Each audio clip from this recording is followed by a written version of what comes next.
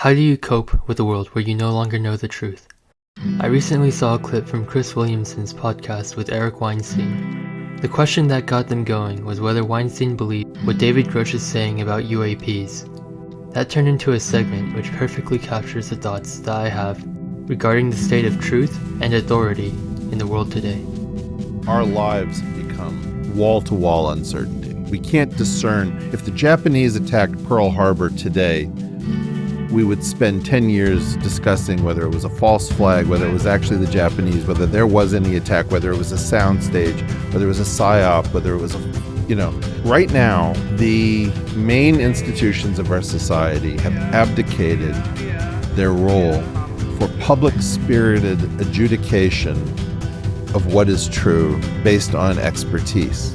And so what you're seeing is people coming to hate experts and coming to hate institutions because they're realizing that these institutions lie to them at a level that they've never considered unless they were Alex Jones fans to begin with. And so what you're having is a large number of people waking up to the idea that, yeah, there really are organizations and working groups that determine what you hear from a multiplicity of venues. It's the same message relentlessly. The same person is saying that they see a conspiracy and they see no conspiracy. They have part of their head that remembers that conspiracy theorists are crazy people. And they've got part of their brain that remembers that normies who don't believe in conspiracies are crazy people.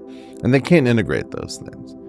Right? They cannot figure out, how are these things being coordinated? Am I a crazy person for seeing these patterns? Am I a crazy person for ignoring them? Believing them? For when they're unearthed?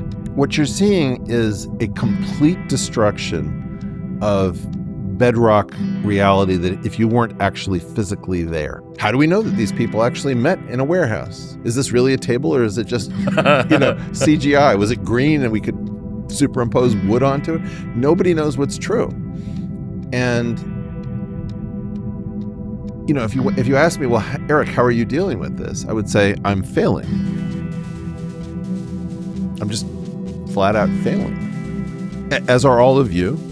I'm just more honest about it. Sometimes the truth is obvious, but on a larger scale, if there's something we can all agree on, it's that we're not being told the truth by authority.